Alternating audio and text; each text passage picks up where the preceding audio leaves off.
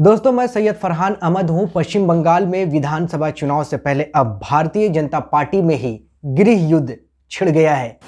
पश्चिम बंगाल के मालदा में भी भारतीय जनता पार्टी के कार्यालय में कुछ ऐसी ही तस्वीर देखने को मिली, जहां भारतीय जनता पार्टी के कार्यकर्ता आपस में भिड़ गए और जमकर लात घूंसों की बरसात कर दिया। ये कोई दूसरी पार्टी के कार्यकर्ता नहीं थे, बल्कि खुद बीजेपी के ये कार्यकर्ता थे, जो विधानसभा चुनाव से पहले अपने उम्मीदवार को टिकट देना चाहते थे। लेकिन भाजपा के कथनी और करनी का फर्क अब इस कार्यालय में भी देखने को मिला, क्योंकि भाजपा ने वैसे उम्मीदवारों को यहां टिकट दिया जिससे नाराज होकर भारतीय जनता पार्टी के सैकड़ों समर्थक आपस में भिड़ गए और जमकर कुर्सियां, लाठी डंडे, यहां तक कि मारपीट करने लगे। पहले आप इस वीडियो को देखिए, उसके बाद आपको बताते हैं कि पूरा मामला क्या है, कि इस तरह से भारतीय जनता पार्टी के कार्यालय में समर्थक ही आपस में भिड़ गए।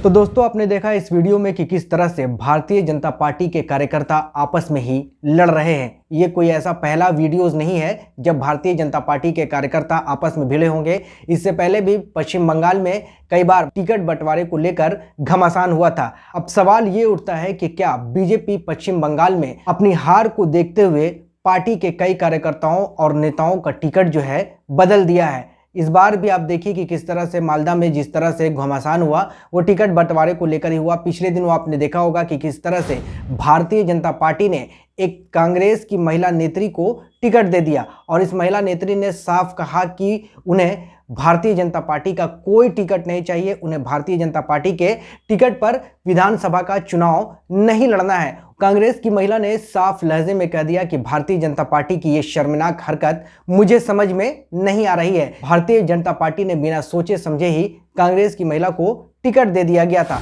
अब इसमें अलग सी बात है कि बाद में भारतीय जनता पार्टी के कई नेताओं ने इस पर अपना बचाव किया और कहा कि भारतीय जनता पार्टी के जो बड़े स्तर के जो नेता हैं उनसे बातचीत हुई थी, उसके बाद ही कांग्रेस की इस महिला नेत्री को टिकट दिया गया था। पश्चिम बंगाल के विधानसभा चुनाव में बीजेपी अपनी जमीन खिसकते देख रही है, क्योंकि बीजेपी को भी अब समझ में आने लगा है कि दीदी के आगे उनका अब चलने वाला नहीं है। बीजेपी के तमाम बड़े नेता जो है पश्चिम बंगाल कूच कर गए हैं और लगातार रैलियां कर रहे हैं।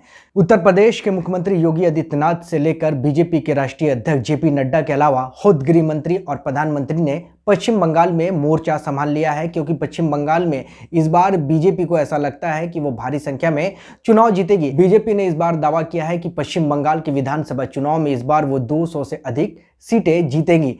पश्चिम बंगाल चुनाव में बीजेपी अपनी हार को देखते हुए पूरी तरीके से हताश और निराश है, क्योंकि कई बार जो पिछले आपने देखा कि अमित शाह की जो रैलियां हुई, कई रैली को स्थगित करना पड़ा, एक रैली स्थगित भी की। वो रैली क्यों स्थगित की गई वो भी मैं आपको बताता हूं। दरअसल उस रैली में कुर्सियां खाली देखी गई थी, और उस रैली में कुर्सियां खाली होने के कारण देश के गृह मंत्री अमित शाह ने यह फैसला किया कि इस रैली को ही रद्द कर दिया जाए, और उन्होंने वर्चुअल रैली किया। आप समझिए कि कलकत्ता और पश्चिम बंगाल में किस तरह से बीजेपी को वहां की जनता जो है पूरी तरीके से नकार रही है।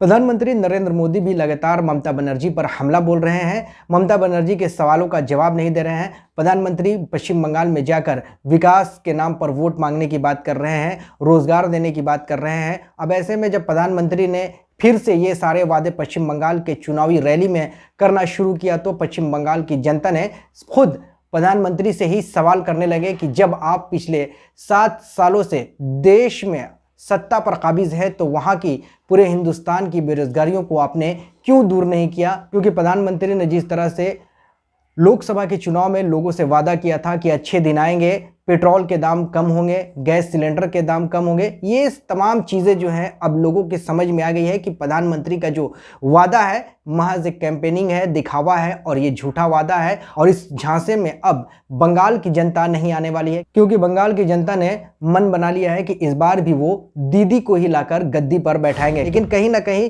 बीजेपी के वो तमाम जो बड़े नेता हैं, गृह मंत्री अमित शाह से लेकर जेपी नड्डा और खुद देश के प्रधानमंत्री नरेंद्र मोदी को भी इस बात का एहसास हो गया है कि पश्चिम बंगाल में सब भालो अच्छे करना बेहद मुश्किल है, क्योंकि पश्चिम बंगाल में बीजेपी के लिए सब भालो अच्छे करना पश्चिम बंगाल में काफ़ी टेढ़ा खीर साबित हो रहा है। क्योंकि भाजपा को भी इस बात का अंदाज़ा है कि जब तक वो ग्राउंड लेवल पर अपने कार्यकर्ता को मजबूत नहीं करती है तब तक बंगाल में चुनाव जीत पाना मुश्किल है। अब जाहिर है बीजेपी के लिए बंगाल चुनाव काफ़ी मायने में एक चुनौती बन गया है, क्योंकि बीजेपी पिछले कई सालों से बंगाल में सत्ता पे काबिज होना चाहती है, लेकिन बीजेपी हमेशा सत्ता से दूर रह जाती है। लेकिन पश्चिम बंगाल में ममता बनर्जी ने सीधे सीधे नरेंद्र मोदी को चुनौती दिया है, और ये चुनौती नरेंद्र मोदी और बीजेपी कितनी स्वीकार करती है ये तो आने वाला वक्त ही बताएगा। क्योंकि बंगाल चुनाव से पहले बीजेपी में ही अपने ही कार्यकर्ताओं में जमकर मारपीट और लात घुसे चल रहे हैं। फिलहाल के लिए इतना ही। आप देखते रहिए TV10 भारतवर्ष।